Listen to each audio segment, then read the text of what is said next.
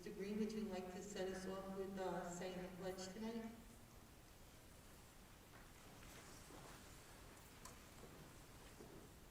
I pledge allegiance to the flag of the United States of America, to the republic for which it stands, one nation, under God, indivisible, with liberty and justice for all. Thank you. Ms. Lisa, do we have any, on the computer, any public comments on agenda items yet? No? Anybody from the public on agenda items? Can't see any. Ms. Donis, Superintendent's report, please. Thank you, Mrs. Downs. Good evening, everyone. So first off, I'd like to congratulate the 44 student musicians across the district who were selected to participate in all county ensembles for band, chorus, orchestra, and jazz band. Special congratulations to Brian Enos, Quinlan Bailey, and Riley Wendt, who were selected to perform with the New York State Band Directors Association Honor Band. And congratulations to Lauren Enos, who was selected to perform with the All Eastern Honor Band. And also congratulations to Will Green, who's in our audience this evening, because he was selected as well.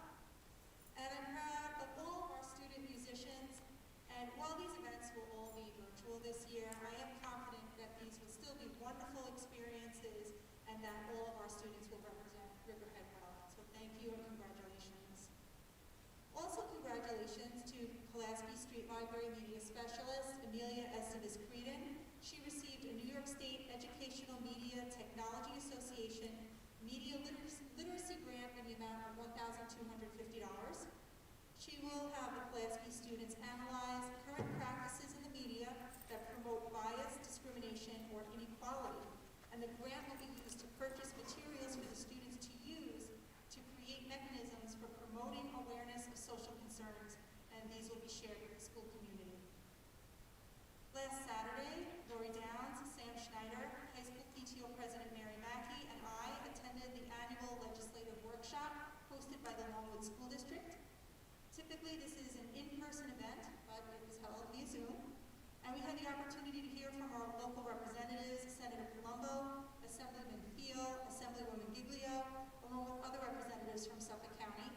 And Sam and I are looking forward to meeting with our local state legislators next week to continue to discuss additional funding options for our schools. Our annual Black History Month celebration has been recorded, and it can be accessed on our district website beginning February 22nd. And our next Community Diversity and Cross-Cultural Task Force meeting will be Wednesday, February 24th at 7 p.m. via Zoom. And Parent University is scheduled for Thursday, February 25th at 6 p.m. via Zoom. And the topic is social, emotional learning, and support. So we'll be posting links for all of those events shortly. A reminder that schools are closed next week for President's Day and winter recess. And at this point, we have our first budget presentation of the school year.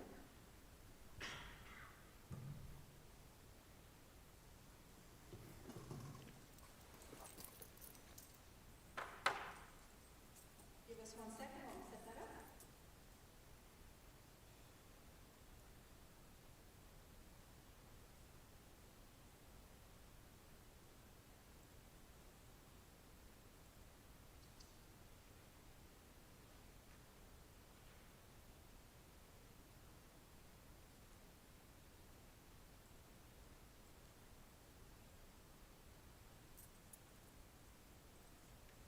So this evening, Mr. Schneider, Deputy Superintendent, and I will be presenting our first budget presentation. And this slide shows our agenda. And I think the impact of this year's contingency budget is on my mind every day, and as we plan for next year's budget. So that's going to be a theme throughout tonight's presentation. So let's get started. So back in January, the board adopted budget goals. I think the most important goal to me is to design and adopt a budget that recognizes the current fiscal reality for Riverhead residents. Last June and July, when the community went to the polls to vote for the school district budget, they told us that they didn't have confidence in our spending plan. So I think it's incredibly important this year for us to listen to their message from last year, learn from it, and put forward a spending plan that's in the best interest of our students and the community at the same time. So the budget formation process, every year, Mr. Schneider spearheads this event, and he meets with all of our stakeholders in the district. So we discuss with staff, what are your needs, what are your wishes for programs and goals for the coming school year? And then we take a look at those wishes and the current budget, and we ask ourselves, what works, what doesn't work? We design a spending plan to fix the things that aren't working and preserve the things that are working. And that's our goal, so that we can provide everything we can for our students. So there are two sides to a budget. There are expenditures and there is revenue. So we need to remember that a budget is a fluid document. While we put together a plan with a number at the end, there are things that happen in the course of a year, just like things that happen in our own homes, that we don't necessarily anticipate, and we need the flexibility to respond to those things. So what about contingency? So the 2021 budget, the voters declined to approve that, so we are on contingency. And what that means is that we have the same tax levy amount as we did the prior year. So we didn't have growth there. And that is probably the greatest worry I have and the greatest challenge that we have with this current budget for 21-22 as we plan, is that we lost a year's growth of tax levy.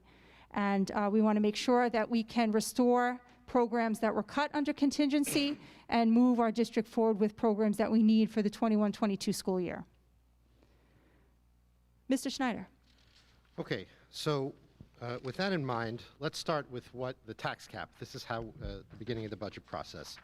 And we know what this is. The tax cap law has been around for a while and essentially states that the tax levy can increase, the tax levy being the amount of money we collect in property taxes, can increase by no more than 2% or CPI, whichever is lower, plus some exemptions. So how do we get to what that number is? There are a couple of components, and I want to walk you through the process. So we start with an important item, what's called the capital tax levy. In essence, the capital tax levy is the amount of money that we have to collect from the taxpayers in order to pay our existing debt. So we issue debt, the district issues debt for a number of things. You take the amount of money that is issued for debt for the district and for the BOCES that we are in. You subtract out the offset, the state aid that is received on that debt, and that remaining number is what's called the capital tax levy. That's the first component of calculating the property tax cap. The next component that you need to determine when calculating the property tax cap is something called pilot payments. Pilots are payments in lieu of taxes. This is money that municipalities receive from property owners who are exempted from paying their full share cost of property taxes. In this school district, these exemptions come from three sources: the Riverhead IDA, the Suffolk County IDA, and from solar farms, which are subject to either local or state regulatory authorities. It's important to note here, the district does not issue pilot payments. We are simply informed by the relevant authorities how much money we can expect in pilot payments. It is not our call. So this is a listing that shows the pilot payments that we have received or will be receiving as a result of agreements reached by the Riverhead IDA with various property owners in the town. And you can see that next year there's going to be an increase of $63,000.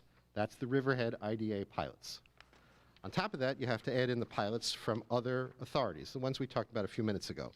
Culinary Arts Riverhead, that was issued by Suffolk County IDA. That's the Suffolk Community College facility in downtown Riverhead that teaches baking and cooking. And we have a number of solar farms and solar projects in the district. And so you can see that total there. Then, so those added two together, we know that we're going to be receiving $1.7 million in pilot payments next year, up from the $1.67 that we've received this year. So far we've gone through two components in the property tax cap calculation. First was the pilot payments and the capital tax levy. Two other important components in the calculation of the tax cap are the tax base growth factor and the allowable levy growth factor. Those are given to us by New York State. The tax base growth factor is a measure of how much development there is in a particular district. If there's no development at all, then the district is assigned a rating of 1, meaning that when you multiply it, nothing happens. Our factor this year is 1.0049. On top of that, the allowable levy growth factor is essentially the CPI measure that the state sets, and it's 1.23. So you go through all the math, and I show you how I do that there. And it shows that next year the tax levy can be no higher than $106 million, which is a 1.47% increase over this year's levy. Later on this evening, the Board of Education is going to be asked to approve an item that essentially approves this calculation. Districts are required to file a report with the New York State Comptroller and with SED by March 1st every year, indicating what our property tax cap calculation is, and whether we reasonably anticipate that we're going to seek to override that. I think that, as the resolution states, the board hopefully will adopt that we don't intend to override that and that they agree with these calculations. Let's take a look. Ms. Tona touched on this a few minutes ago about how contingency affected the school district. So we have two different columns here. On the left, it shows you what could have happened had the budget passed. So had the budget passed, the tax levy was going to be not higher than $106 million. And then if you do that calculation that I just walked you through, that the coming year's tax cap would be no higher than $108 million. Now, with the contingency, the main impact is that you cannot raise the levy $1. So the tax levy in the 1920 year is the same tax levy in the 2021 year, and then you go through that, a difference of $2.3 million of what was lost in terms of available funding for the schools. Well, how will this affect us into the future? Now, I want to be very clear, and I say this, it's very difficult to predict exactly how the future would have gone had you gone down the road not taken, as the poem goes, because there are a number of moving parts, as you saw from the calculation. For purposes of this slide, I have kept everything steady. I've kept the same tax levy growth factor, I've kept the same pilot payments, I've kept everything steady. And you can see, as the years go on, the difference grows. So the first year out, it was $2.3 million. But by the time you get to the 25-26 school year, again, with all of those factors remaining steady, you get up to $2.5 million. I can only offer, I can offer this analogy, and here's how I would say it for somebody who's thinking about this. If you think about if you wanted to drive your car from here in Riverhead to Los Angeles, that's a trip that should take you 5 days. However, if on one of those days you do not move your car, you will always be behind in that schedule. You will never make that 5 days to Los Angeles, and you will always be behind. And that's essentially what the position that we find ourselves in as a district being on contingency. We spent one of our 5 days not moving, and so thus we will always be behind in our goal of getting to Los Angeles in 5 days. And so you can see how that's illustrated there. So tonight's presentation focuses on general support, benefits, and debt service. For the most part, these are areas that are somewhat predictable at this point. We have a lot of information to help us formulate the budget in these areas. So I'll start with general support, and on the slide you can see what areas are covered by general support. The first of which, the Board of Education, the district clerk, and the annual meeting, which is the budget meeting and trustee election that happens in May. So our Board of Education members that are here to my left, they are volunteers. They do not get paid, so there is nothing in the budget in the way of a salary for our board members. So thank you all for all of your service. And also included, the board has primary responsibilities, for the most part, to adopt district policies, to approve the hiring and dismissal of district employees, and, as we're talking about tonight, oversee the public's tax dollars and assets. Also covered tonight, central administration and support. That includes the office of the superintendent and the operations that happen in that office, as well as the business office and the operations that take place there. And then there's some other entities that assist the offices with operations, and those costs are included in the budget. So let's walk through some of those costs right now. So the first is the various regulatory audits that the district has to undertake. The first that I want to talk about is our annual external audit. It's conducted, currently our external auditor is Cullen Danowski. This is an audit of our financial standing. The board hires an outside agency, an outside auditing firm to come in and provide the board with a report as to the financial standing of the district. It's a measure of the district's books and records. The second audit that I want to talk about is the internal audit. This is what you would call a practices and procedures audit. The internal auditor for the district currently is Questar 3 BOCES. And the last audit that we have to undertake is what's called the claims audit. This is a weekly audit in which an outside firm comes in to look at the bills that we seek to pay to make sure that the bills presented are accurate, that there's a correct record keeping, that the check reflects what the bill is. The current claims auditor is a firm, McDonald Rand. So you can see the costs for these 3 audits for next year. However, on top of that, we also have to pay for the preparation of certain component reports of the annual external audit, the property appraisal, and the workers' compensation actuarial study. Formerly, there was a third component that we had to pay for. It was the preparation of the district's financial statement. We have largely brought that in-house. The district's treasurer takes care of that. It saves the district $14,000 a year. Another component that's important that we have to talk about as part of the general support is our property and liability insurance. Most of our property and liability insurance we purchase through New York Schools Insurance Reciprocal. We call that NYSER. NYSER is an organization that is owned by the school districts that participate in its insurance plan. It is only for public school districts. The boxes that you see in yellow are the insurances that we get through NYSER. The other boxes, the 3 lines in blue, are insurance lines that NYSER is not permitted by law to write, so we have other vendors who provide those insurances for us. Now, insurance in the budget, property and liability insurance in the budget, is listed in 2 different sections of the budget. The first being unallocated insurance. That's in what we call the general central support category that we're talking about this evening. The other category is vehicle insurance.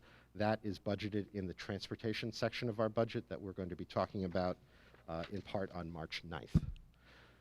So you put all that together that we talked about this evening, and you can see that next year the general support, we are recommending an appropriation of $4.1 million. Now, let me just caution you with the yellow box there on the first line. That is an artificially high increase. The money that we need to pay for the elections management system, it's called the BOLD system that runs our annual election, used to be budgeted in the computer technology codes. Really, it's a function of the annual district meeting, so we're moving that money from where I believe it's erroneously placed to where it should be placed as part of the annual meeting costs. So you can see the increases there. So a large portion of the budget is made up of salaries, and educating students is done by people, and transporting students is done by people, so that's why salaries make up a large portion of the budget. And most of our district employees are employed through a union contract. So the raises that they receive on an annual basis are dictated by the terms of that contract that's been decided upon through collective bargaining, and cannot be unilaterally changed from any given year to the next based on what's in their contract. So then we have pension costs, and our employees are either instructional employees who are part of New York State Teachers Retirement System, or non-instructional employees that are part of New York State Employees Retirement System. These agencies dictate to districts what the costs will be on an annual basis, and any increases that are involved. And it's a requirement for our employees to be part of one of these 2 pension systems, and there is an employee contribution as well as an employer contribution. So we're talking about the employer contribution here.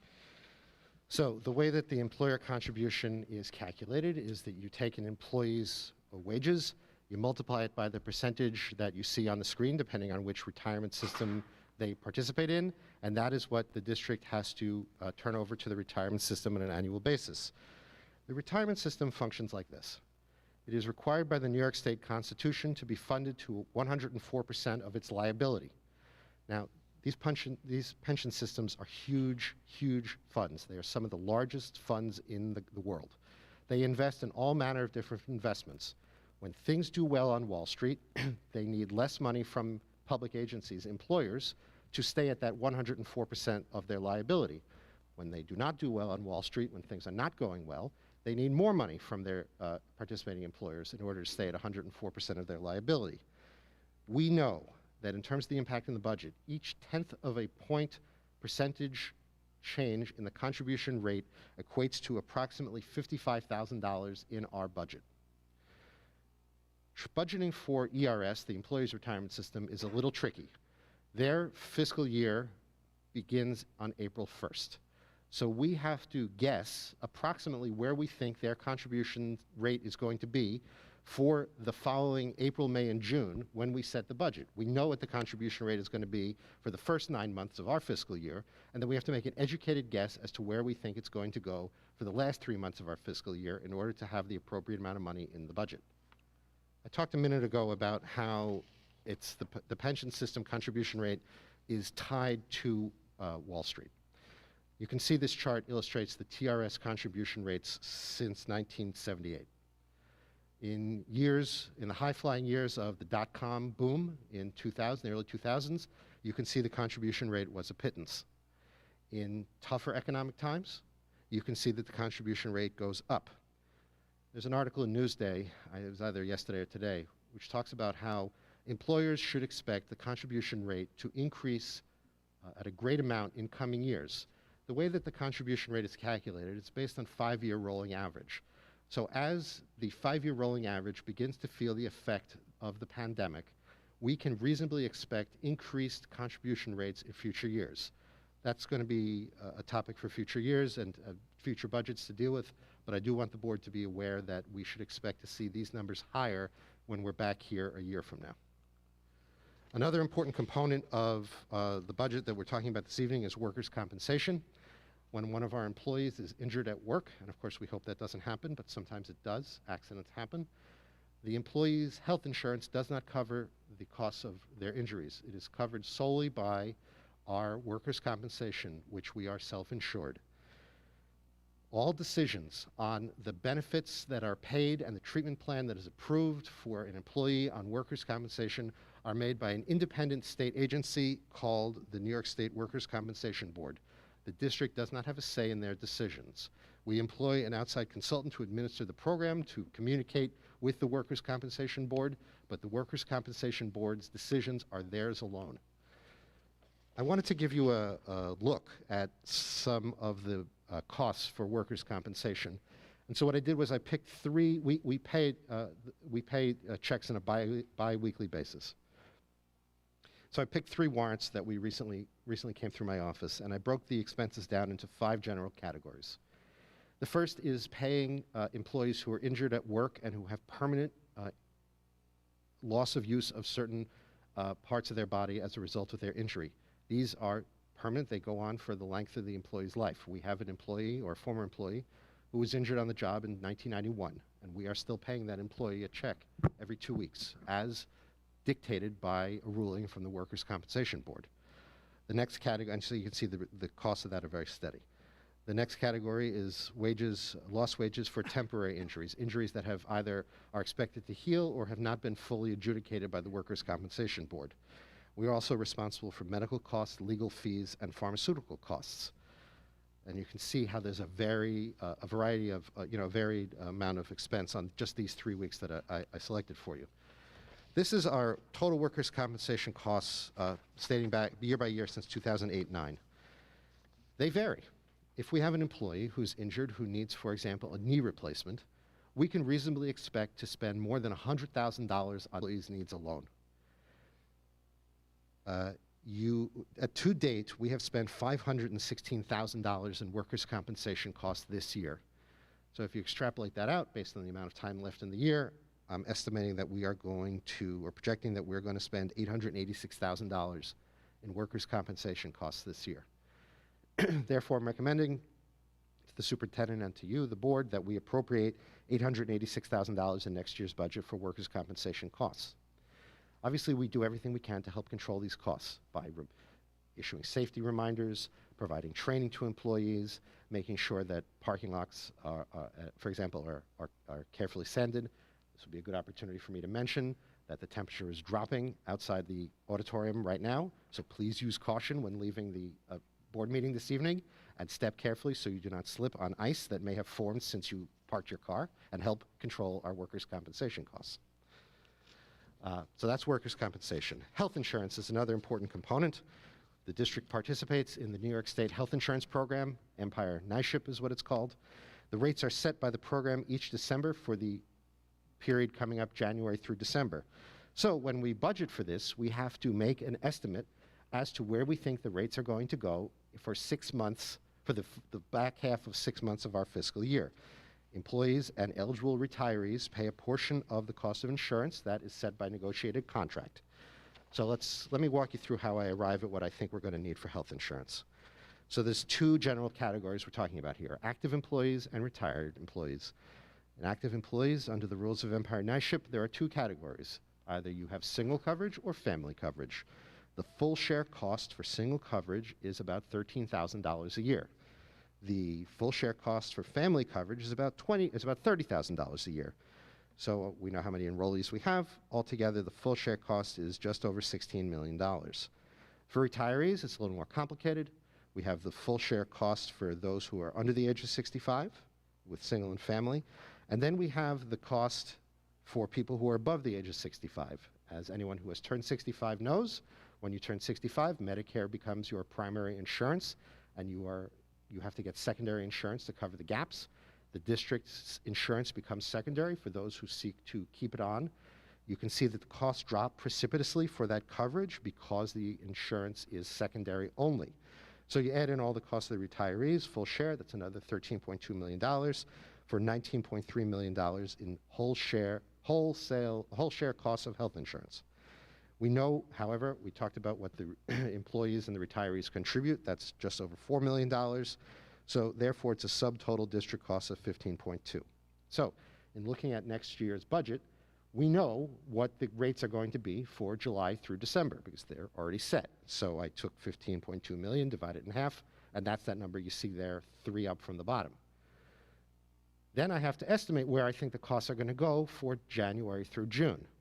The general practice amongst business officials and boards of education is to budget for a 10% rate increase. Some years it's more, some years it's less. 10% is a very conservative guess. You can't miss on this because if you don't have enough money appropriated in the budget, you still have to provide that health insurance and you're going to have to make cuts somewhere else. I should note that since 1999, the cost of health insurance has risen 324%. So a 10% increase is not an unreasonable guess. So therefore, you do all that math, and I'm recommending that we appropriate $15.9 million for health insurance in next year's budget. Let's talk about debt service. Debt service is to pay back for money that we've borrowed for capital projects, for the work that was done based on the 2011 bond, the turf field, bus purchases, and an energy performance contract. I should note that this coming year is the last year of repayment for the turf field. So when we have this conversation a year from now, we're not going to be talking about the costs for turf field. It will have gone from the budget. Part of the debt service is something that is called the TAN, the Tax Anticipation Note. So let's talk about what that is. We receive money from the towns that they collect in property taxes twice a year. It generally comes in a large chunk around this time of the year, January, February, and then again in May and June. Which means for 6 months of the year, we have no revenue coming in. But unfortunately, for those 6 months of the year, we have expenses going out. So districts have to borrow money in anticipation of receiving taxes, tax anticipation note. As a way to cut interest costs on the TAN, we pioneered a methodology last year where we borrowed our TAN in 2 series. We borrow a large chunk of money in the fall. We pay back a portion of it in February after we receive that influx of the first round of property taxes, and then we pay back the balance in June. That has saved us $167,000 in interest in the last 2 years. And so we're going to continue to do that in future years, pending the board's approval, as a way to save interest costs for the taxpayers for the TAN that we need to operate. So this shows the debt service of where we are. Now, if you remember back to earlier in the presentation, we talked about that capital tax levy, and if you compare these 2 numbers, they're not the same. And you say, why are they not the same? Have you made a mistake? The answer is no. You cannot count the tax anticipation note costs as an exemption under the property tax cap calculation, which is very frustrating because we have to borrow this money, but we're not, and we have to pay interest on the borrowing, but we're not allowed to exempt that cost under the capital tax levy calculation.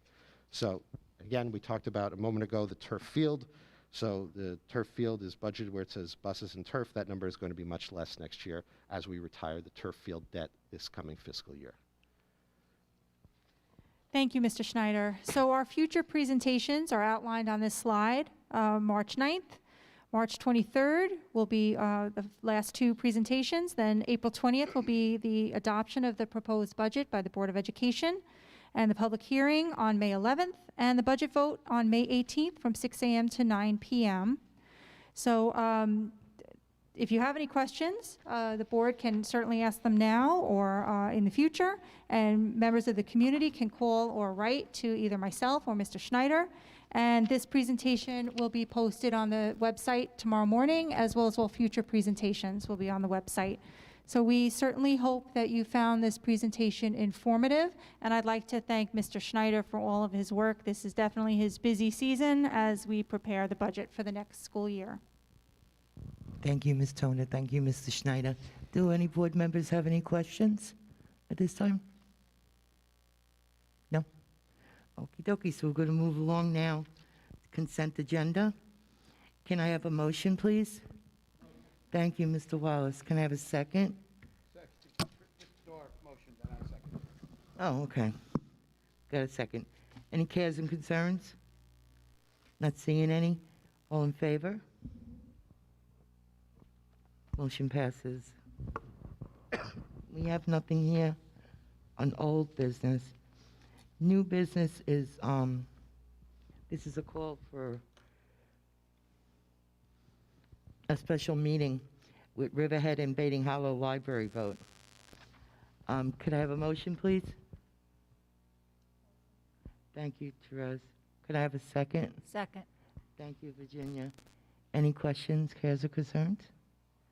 Not seeing any. All in favor? Motion passes. Item B is appointment to vote workers for special district meeting. This is our budget vote. Is it? No, it's the library vote for April 6th and the inspectors. Could I have a motion? Motion. Thank you, Mr. Wallace. Can I have a second? Second. Thank you, Virginia. Any questions, cares, or concerns? Not seeing any. All in favor? Thank you. Motion passes. Letter C, approval to attend NISPA workshop. This is actually for me. I want to go to the live virtual superintendent's evaluation workshop, which at a cost of $130. Can I have a motion? Motion. Thank you, Mr. Wallace. Thank you, Ms. Zahowski. Cares and concerns? Not seeing any. All in favor? Thank you. Ms. Downs, Yes. I do have one request. When you finish your workshop, could you turnkey, we call it turnkey, your materials? Can you share them with the board? Absolutely. Thank you. Thank you. Approval, item D, approval of property tax calculations. These are actually the calculations that you just saw in the presentation. And the board intends to design a budget that compiles with those property tax cap limitations. Can I have a motion? Motion. Thank you, Mr. Dawes. Second? Second. Thank you, Virginia. Any questions, cares, and concerns? Not seeing any. All in favor? Thank you. Motion passes. Item E is an authorization of agreement.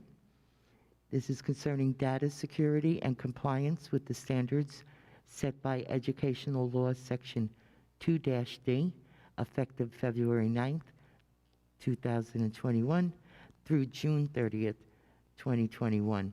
Can I have a motion, please? Thank you, Mr. Wallace. Second? Thank you, Ms. Zahowski. Any cares and concerns? Not seeing any. All in favor? Thank you. Letter F, approval of new contract. This is with Cullen and Downowski for financial statement preparation for the 2020-2021 fiscal year in amount not to exceed $12,000. Can I have a motion? Thank you, Mr. Houski. Second? Thank you, Mr. Dorr. Any cares, concerns, questions? Not seeing any. All in favor? Motion passes. Letter G is approval of donation. This is resolved that the Board of Education of the Riverhead Central School District accepts a donation from a high school student, William Green, in the amount of $1,000 to be used within the music department, and be it further resolved that the Board of Education of the Riverhead Central School District hereby authorizes a budgetary increase to the budget line of A2110-5021, 02-2110 in the amount of $1,000. Can I have a motion? Motion. Thank you, Mr. Wallace. Second. Is that Therese? Any questions? No, just All in favor? Thank you. It Yes, thank you. passes. I just want to say thank you. Will, I want to thank you for your generous donation to the school and to this community. I understand that you want to address the board. I invite you to come up to the podium and speak.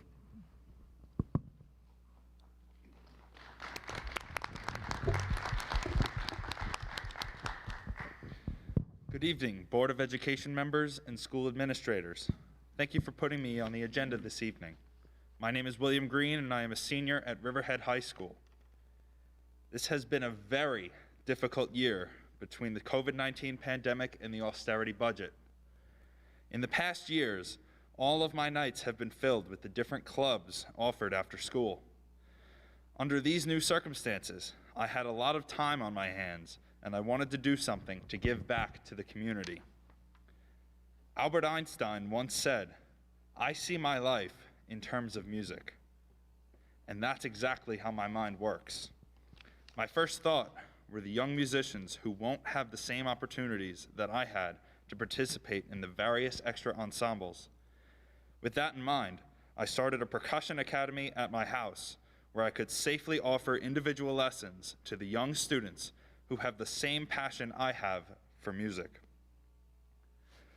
I emphasized that the academy was free, but many parents insisted on paying me for my time. I was very upfront telling them that all money collected would be donated to the Riverhead Fine Arts Department. Therefore, I would like to present the district with a check for $1,000 that I have collected through the academy. I truly believe that Mr. Rockamp will use this money where it is most needed, whether it is at Pulaski, the middle school, or the high school. Lastly, I would like to personally thank all of you for reinstating the spring clubs and sports, which gives us all some hope that we can perform again before we graduate. Thank you. Thank you, Will. The board is grateful for your efforts and your dedication to other students to help them grow with their musical talent. Thank you very much. Much appreciated. Thank you so much. Opportunity for board members. We have any committee stuff? There's no committees this week, right? Any board member remarks? I know I have something to say. The other day I took note of the Riverhead Town Supervisor's State of the Town statement that was published yesterday in the local media.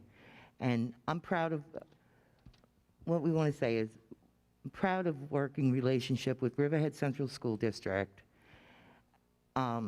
has with all three of our towns within our district, Southampton, Brookhaven, and also Riverhead. While we may share the name with the town of Riverhead, we are independent government with the school in the town. We're independent from the town. It just happened to have Riverhead. We are independent government. The district programs and the activities under the Board of Education it's all our jurisdiction. We do recognize that when we do work together, everyone in Riverhead benefits. And we have met with the town once already, a month or two ago, and we're going to be meeting with them again. And we're going to continue this as things arise and things need to be talked about. So I just wanted the people to know that we're working on it, they're working on it, and it's going to all smooth out in the end. Anybody else? Yes, I just want to congratulate Dr. Kerner because she's published her book, actually, I Can in Empowerment. And so, it's a wonderful accomplishment. So, and we're glad that, you're here in this district. So thank you. Congratulations, Dr. Kerner. I do have a question, though, that maybe, I don't know, Sam or Ms. Toner could answer.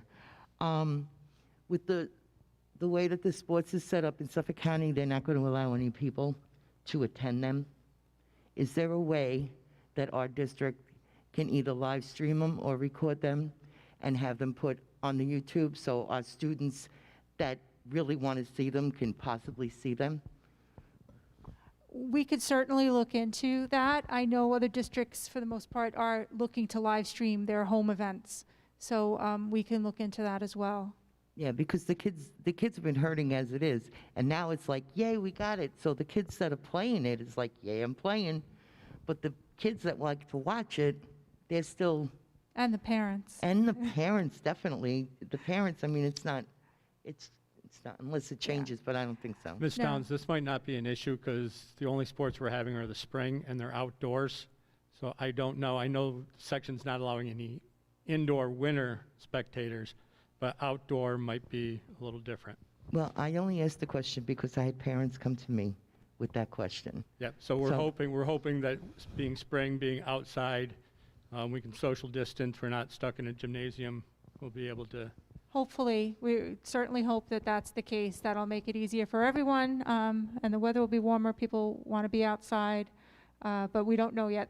Section 11 hasn't indicated where they're going with that yet. Thank you. Any other board members? Nope. RCFA? Mary here? Okay, he's not here. Opportunity for the public? Do we have anyone online, Miss Lisa? No?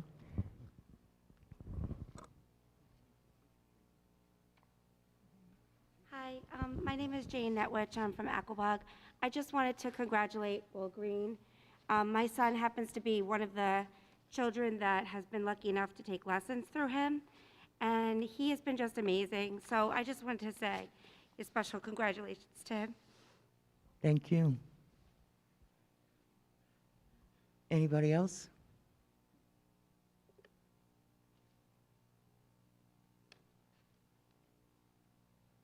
Good evening. Steve Lagnina from Aquabog. I just wanted to make a comment about last week's new business.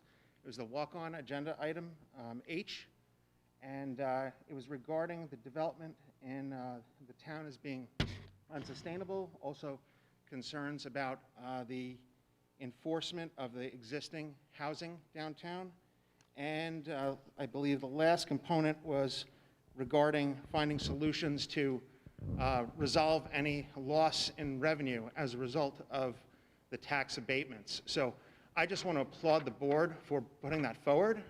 It means so much, I think, to the community to make sure that we get our fair share of tax dollars. And to your point regarding working with the town of Riverhead, I think that is excellent. I think there's reasonable solutions that could be had. One such solution may be to consider having the developers who enter into an industrial development agency abatement to guarantee that they pay their full share of taxes toward the school district. Not the rest of it, but it could be towards the school district. And I'm also well aware that they have agreed to those for sewer and water in the past. So why not our school district, so that way Will Green, along with a number of other students, can have these great programs that you put forward as a Board of Education and as a school district. Thank you. We have met with the IDA a few times over the last couple of years. When it comes to them helping the school district out, it's like, no way. They just won't do it. They have their procedure, but our whole reasoning for doing what you just read, that resolution, is now developer comes in, and they're talking about more apartments. And the fact of the matter is, these apartments come into our district. They might start off with 5 kids in it, but if you got 50, 60 apartments, you don't know how many kids. So the fact of the matter is, yes, we need to reach out to these developers and say, look, could you help us possibly add some stuff that we need, like classrooms, a hall, a wing, something. They're getting away, like you said, the IDA, they'll give them a break, they'll give them a 10-year break.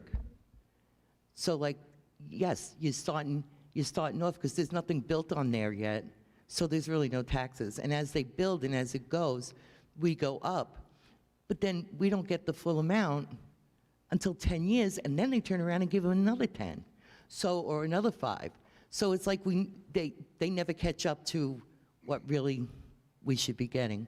So that was the intent of the board, and I'm glad that it passed, and I'm glad that you're happy about it. Thank you. It is very much appreciated, and it just ties into earlier what the Assistant Superintendent, Sam, had indicated regarding the pilots. While that does appear to be revenue, I believe it's about $1.2 million that we received. It's probably only half of that. I do believe the actual number that if not for the pilot, we would have received an extra $1,495,283. And that was going on last year's numbers. So Right. Once again, thank you so much for your time and effort in this issue. Thank you. You're so welcome. Thank you. Anybody else? All right, not seeing anybody else. I guess that's the end of our show. Oh, God.